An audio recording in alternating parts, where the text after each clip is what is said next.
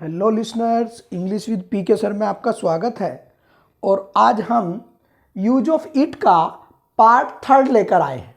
आज का जो हम टॉपिक लेकर आए हैं वो यूज ऑफ इट का पार्ट 3 लेकर आए हैं। जैसे कि मैं आपको इससे पहले वाली वीडियो में ये बता चुका हूँ कि जो वेदर है हमारा वो 3 प्रकार से कार्य करता है। एक तो वर्ब के रूप में, एक बी के रूप में, और थर्ड है हमारा वेदर को हम मौसम में परिवर्तन दिखाने के लिए। तो देखिए लिसनर, हमने वेदर को 3 भाग में डिवाइड किया। ए पार्ट में आपको बताया वर्ब, जैसे उसमें हेल वर्ब आएगी आपकी, रेन वर्ब आएगी, स्लीट वर्ब आएगी आपकी। और दूसरे पार्ट में बी पार्ट में आपको बताया कि उसमें अधिकतर आपकी एडजेक्टिव आएगी, सनी आएगी, क्लियर, हॉट, फोगी, फ्रोस्टी। और सी पार्ट है हमारा मौसम में परिवर्तन दिखाने के लिए हम गेट का प्रयोग करते हैं। और उसमें भी कैसे, जब कोई क्रिया जो बढ़ रही हो, ठीक है लिसनर, तो हम उसमें गेट वर्ब का प्रयोग करेंगे। और हम देखते हैं 2-4 एग्जाम्पल्स, हम वो हमारे क्या कहते हैं। ठंड बढ़ रही है, तो देखिए यहां पे मौसम में परिवर्तन हो रहा है, तो हमने कहा इट इज गेटिंग कोल्ड। तो हमें कहना है कि इट इज गेटिंग कोल्ड। अब हमने कहा अंधेरा हो रहा है, तो लिसनर यहां भी देखिए मौसम में परिवर्तन हो रहा है हमारा। और जब हम यहां पे मौसम में परिवर्तन कर रहे हैं तो हमने कहा कि इट इज गेटिंग डार्क। तो लिसनर आपको बताया था कि यूज ऑफ इट को हम 3 तरह से प्रयोग करते हैं, पर्सनल प्रोनाउन के रूप में, डमी सब्जेक्ट के रूप में, और थर्ड जो हमारा चलने वाला है एंटीसिपेट या एंटीसिपेटरी। इसे हम 2 नाम से जानते हैं, एंटीसिपेटरी या एंटीसिपेट। तो लिसनर ये होता क्या है, तो देखिए हम अगर कहें कि एंटीसिपेट यूज ऑफ इट का हम प्रयोग कैसे करते हैं, तो अधिकतर हम इसका प्रयोग जो लिसनर करते हैं वो इन्फिनिटिव के साथ करते हैं या जीरंड के साथ करते हैं। अगर हम यहां पे कहते हैं कि हम इसका प्रयोग इन्फिनिटिव और जीरंड इनके साथ करते हैं, तो अब ये एंटीसिपेटरी होता क्या है।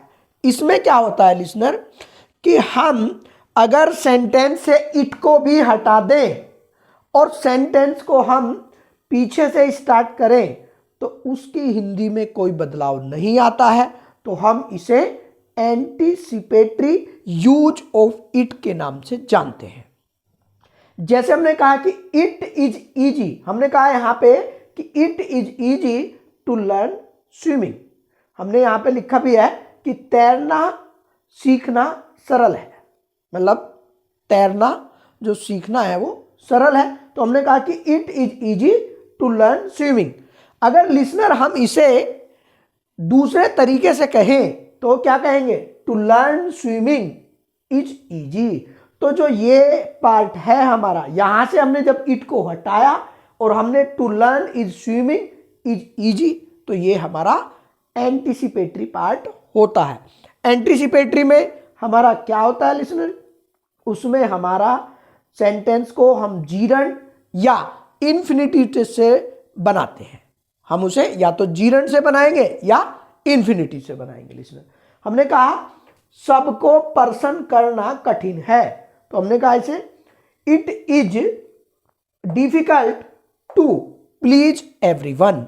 तो लिसनर हमने यहां पे देखा, अगर हम इसे दूसरे तरीके से कहें to please everyone is difficult, तो हमने यहां पे देखा कि हमने जब इट को हटाया और हमने यहां से इन्फिनिटिव लिया और इन्फिनिटिव लेकर to please everyone is difficult, हमने ऐसे इसे चेंज करा, तो इसके हिंदी के अर्थ में कोई भी प्रभाव नहीं पड़ा है।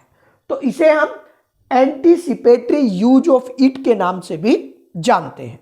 हम इसे ऐसे भी कह सकते हैं कि प्लीजिंग एवरीवन, हम जीरंड से भी इसे प्रयोग कर सकते हैं। कैसे, लर्निंग स्विमिंग इज इजी, या हम ऐसे कहें कि प्लीजिंग एवरीवन इज डिफिकल्ट। क्योंकि हम इसे जीरेंड से भी प्रयोग कर सकते हैं लिसनर। अब हम बात करते हैं, कुछ हमारे जो इंपॉर्टेंट पॉइंट्स आए हैं कि difference between it and this. तो देखिए लिसनर, दोनों का अर्थ हमारा यह होता है, लेकिन दोनों का प्रयोग हम कहाँ करते हैं, ये बहुत बड़ी समस्या कह सकते हैं हम इसे स्टूडेंट्स के सामने। तो आपको दोनों का अर्थ समझना है। इट का प्रयोग भी यह होता है और दिस का प्रयोग भी यह होता है। अगर मैं कहता हूं लिसनर कि इट का प्रयोग आप तभी करेंगे, जैसे पहला रूल हमने कहा कि थर्ड पर्सन सिंगुलर होता है, तो आपको जो ध्यान देने वाली बात है वो क्या है, वो हम देखते हैं। यहां पे उसने कहा कि थर्ड सिंगुलर प्रोनाउन। तो हमने आपको बताया था, सबसे पहले वाली वीडियो में बताया गया होगा कि इट का प्रयोग थर्ड सिंगुलर प्रोनाउन के रूप में करते हैं, और वहां भी आपको लिसनर बताया गया होगा सब्जेक्ट के रूप में, ऑब्जेक्ट के रूप में और पजेसिव केस के रूप में। ठीक है लिसनर, तो आप जो है ये बात समझ गए होंगे। जैसे I gave you a pen, you lost it. तो लिसनर, हमने यहां पे इस पेन के लिए किसका प्रयोग किया है, हमने इस पेन के लिए इट का प्रयोग किया। ठीक है, तो ये एज ए हमारा ऑब्जेक्ट है, और ये हम पूरी व्याख्या पार्ट फर्स्ट में भी कर चुके हैं लिसनर।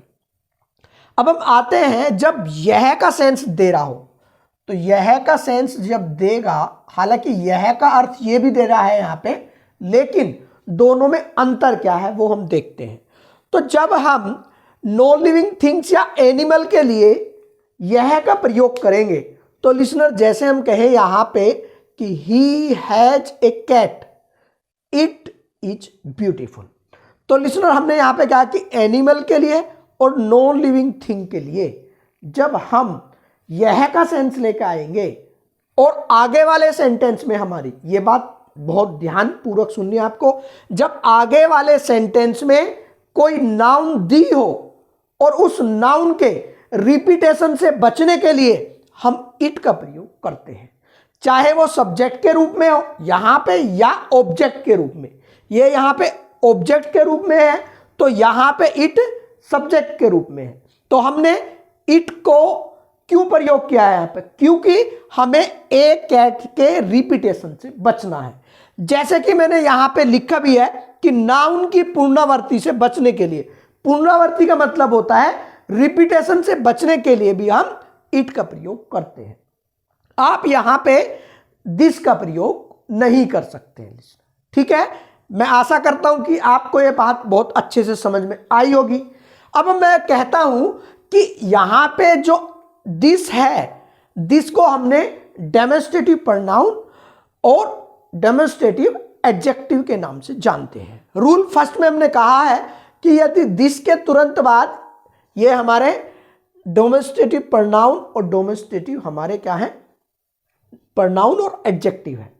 ठीक है लिसनर, अगर इनके तुरंत बाद हमारा कोई नाउन आता है, एक बार फिर सुने आप लोग, अगर दिस दैट दीज दोज के तुरंत बाद कोई नाउन आता है तो वो डेमोन्स्ट्रेटिव एडजेक्टिव की तरह कार्य करेगा।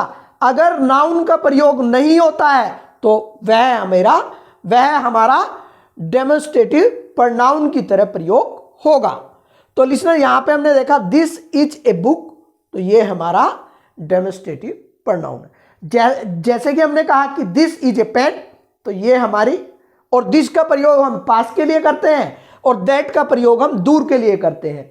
दिस के, एक बार फिर बताता हूं, दिस का प्रयोग पास की वस्तुओं के लिए करते हैं और दैट का प्रयोग दूर की वस्तुओं के लिए करते हैं। दिस का जो बहुवचन होता है वो दीज होता है और दैट का बहुवचन दोज होता है। तो दीज का प्रयोग हम पास की वस्तुओं के लिए करेंगे और दोज का प्रयोग हम दूर की वस्तुओं के लिए करेंगे। और जब आपका इन चारों शब्दों के साथ दिस दैट दीज दोज के बाद अगर नाउन का प्रयोग होता है तो वो हमारी डेमोन्स्ट्रेटिव एडजेक्टिव कहलाती है। डेमोन्स्ट्रेटिव एडजेक्टिव कहलाएगी अगर क्या आएगी, नाउन आएगी। लेकिन अगर नाउन नहीं आती है तो फिर वो क्या कहलाती है, डेमोन्स्ट्रेटिव प्रोनाउन कहलाती है। तो यहां पे हमारा डेमोन्स्ट्रेटिव प्रोनाउन है और ये हमारा डेमोन्स्ट्रेटिव एडजेक्टिव है। ठीक है लिसनर, क्यों है? क्योंकि यहां पे ये हमारा नाउन का प्रयोग हो रहा है। और लिसनर्स आपको बताया भी है कि जब दिस, दैट, दीज, दोज के बाद नाउन का प्रयोग होगा तो वो डेमोन्स्ट्रेटिव एडजेक्टिव ही कहलाएगी। अगर नाउन का प्रयोग नहीं होता है तो वो डेमोन्स्ट्रेटिव प्रोनाउन कहलाएगी। अब हम आते हैं, यहां पे उसने कहा कि female, male, non living things या एनिमल, अगर किसी को भी हम इंट्रोड्यूस करा रहे हैं तो इंट्रोड्यूस कराने के लिए हम क्या करेंगे लिसनर? हम उसके लिए दिस का प्रयोग करेंगे, हम उसके लिए इट का प्रयोग बिल्कुल भी नहीं करेंगे। ठीक है, अभी हम देखते हैं कैसे। मैंने कहा आपसे कि दिस इज माई पेन, तो मैं आपको इंट्रोड्यूस करा रहा हूं इस पेन के बारे में या मार्कर के बारे में। मैंने कहा दिस इज माई मार्कर, तो ये हमारा मार्कर है, तो मैं आपको इसके बारे में इंट्रोड्यूस करा रहा हूं। आप यहां पे इट का प्रयोग नहीं कर सकते हैं। क्यों? क्योंकि इंट्रोड्यूस कराने के लिए कभी भी हम इट का प्रयोग नहीं करते हैं। अब हमने कहा हम किसी पार्टी में गए, ठीक है, हम पार्टी में गए तो हमने कहा कि this is his son Rohan, कह दिया हमने कि this is his son Rohan, तो हमने वहां पे इंट्रोड्यूस कराया कि यह उसका बेटा रोहन है। सामने वाले को हमने क्या कराया? इंट्रोड्यूस। तो हमने जब किसी को इंट्रोड्यूस कराते हैं, पहली बार कराते हैं, तो हम वहां पे दिस का प्रयोग करेंगे। कभी भी इंट्रोड्यूस के लिए हम इट का प्रयोग नहीं करेंगे। जैसे मैं कहूं कि it is his son Rohan, तो ये हमारा कहना गलत होगा, क्योंकि कभी भी हम इट का प्रयोग इंट्रोड्यूस कराने के सेंस में नहीं करेंगे। अब हम बात करते हैं यूज्ड टू आइडेंटिफाई। तो देखिए इट का प्रयोग हम कब करेंगे? आइडेंटिफाई का मतलब होता है पहचान करने के सेंस में, और पहचान में थोड़ी शंका भी हो सकती है। देखिए कैसे, हमने कहा डिड समवन रिंग, क्या किसी ने कॉल की थी? तो इट वाज मोहन। तो जो सामने वाले ने ये क्वेश्चन बोला कि डिड समवन रिंग, क्या किसी ने कॉल की थी, तो वो बोल भी रहा है कि इट वाज मोहन, मोहन था मतलब। तो उसने ये आइडेंटिफाई किया कि जरूर कौन होगा? मोहन होगा। ठीक है लिसनर, तो यहां पे आइडेंटिफाई करने के लिए हम किसका प्रयोग करा? इट का प्रयोग करा। ठीक है लिसनर, तो मैं आशा करता हूं कि आपको यूज ऑफ दिस इंट्रोडक्शन के सेंस में, इंट्रोडक्शन जब भी हम किसी का कराएंगे वो दिस से ही कराएंगे, इट से नहीं कराएंगे। और जब हम आइडेंटिफिकेशन की बात करेंगे, सपोज करो कि अगर हम कहते हैं हम किसी पार्टी में गए और वहां पे आप शंका में हो, शंका में हो, तो वहां पे आप पूछ सकते हो किसी के लिए कि इट इज मोहन, क्या है मोहन है?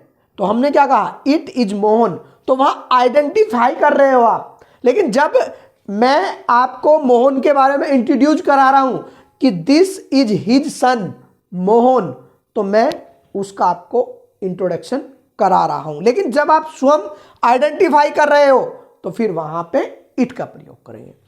तो ये देखते हैं एंटीसिपेट, ये मैं आपको यहां पे समझा चुका हूं एंटीसिपेटरी वाले रूल में। ठीक है लिसनर, और एंटीसिपेट में कभी भी यूज ऑफ दिस का प्रयोग नहीं करते हैं।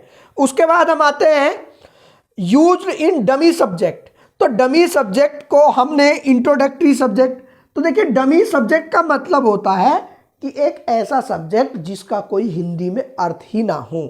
तो लिसनर इसके बारे में मैं आपको समझा चुका हूं। हमने कहा 4 बजे है, तो यहां पे आप देख सकते हैं कि यह की कोई भी हिंदी नहीं आई है।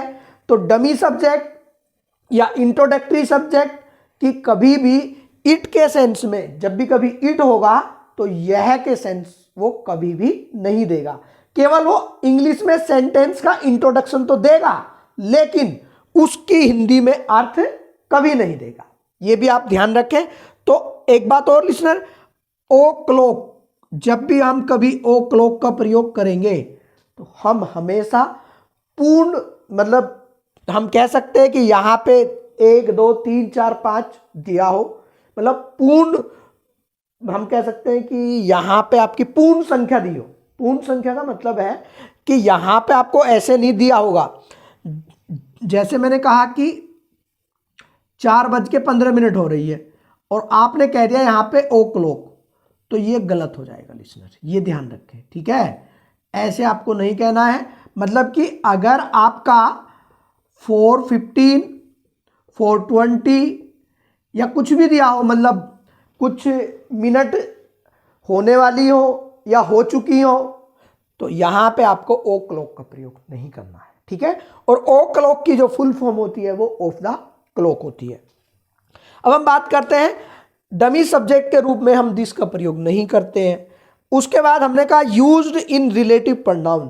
तो लिसनर, नाउन और प्रोनाउन का, यहां पे नाउन भी आ सकती है और प्रोनाउन भी। यहां पे नाउन और प्रोनाउन को एम्फेसिस करने के लिए हम इट का प्रयोग करते हैं, किसमें? रिलेटिव प्रोनाउन में। जैसे मैंने कहा मैं हूं जो तुम्हारी सहायता कर सकता हूं, तो यहां पे लिसनर देखिए, यहां पे आपको कभी भी ऐसी कंडीशन में ऑब्जेक्ट का प्रयोग यहां पे नहीं करना है। हमें हमेशा यहां पे सब्जेक्ट, अगर प्रोनाउन है तो एज ए सब्जेक्ट प्रयोग होगी, और अगर नाउन है तो नाउन है ही। तो यहां पे आपको लिसनर ये बात ध्यान रखनी है कि आपको यहां पे कभी भी ऑब्जेक्ट का प्रयोग नहीं करना अगर पीछे की तरफ रिलेटिव प्रोनाउन दिया गया हो। और अधिकतर आप देखोगे लिसनर हु का ही प्रयोग होता है, अधिकतर मैंने कहा है, ये भी आप ध्यान रखें। और हम रिलेटिव प्रोनाउन में दिस का प्रयोग नहीं करते हैं इस तरह से। उसके बाद नाउन क्लोज के पैसिव वॉइस में, तो नाउन क्लोज का पैसिव वॉइस, जैसे they say that he is a thief, तो लिसनर हमने यहां पे देखा इसका passive voice, it is said that he is a thief. तो हमने यहां पे इट का प्रयोग किया है, और ये हमारी क्या है लिसनर? ये तो है हमारी प्रिंसिपल क्लोज, ये वाली, ये हमारी क्या है? प्रिंसिपल क्लोज, और ये है हमारी नाउन क्लोज। तो हम कह सकते हैं कि जो हमारा यहां पे प्रिंसिपल क्लोज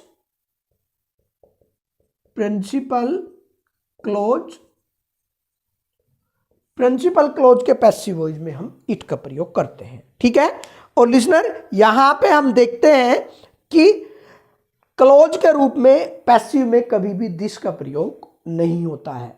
तो मैं आशा करता हूं कि आपको यूज ऑफ इट का पार्ट 3 अच्छे से समझ में आया होगा, और आप जो है इस टॉपिक को अच्छे से अध्ययन करें। ये काफ़ी इंपॉर्टेंट टॉपिक था हमारा। और अब नमस्कार।